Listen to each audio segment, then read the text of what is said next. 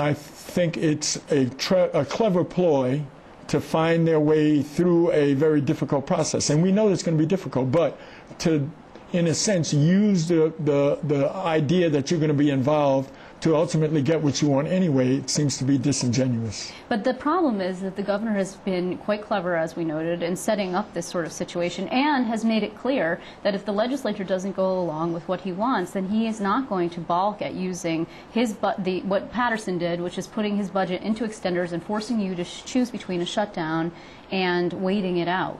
That does appear to be the circumstance. Well, what are you willing to do?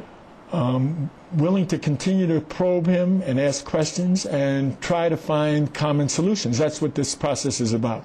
I certainly understand the system that I oversee has been reduced and been reduced regularly from the 90s down to now. We were at 71,000 prisoners. We're now down to 57. It means that the system should shrink. And that is going to be something that has to happen. This is why we've closed some 5 of the smaller ones. So it's now time to look at larger numbers. The governor proposes 3,500 beds to be closed that he contends are not used.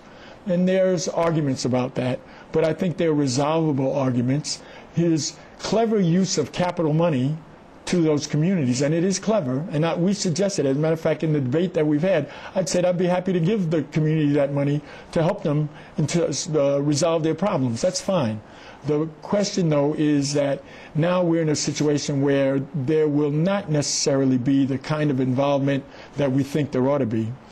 And we don't have any understanding of how the economic development agencies, which should have been involved before, are going to be involved now.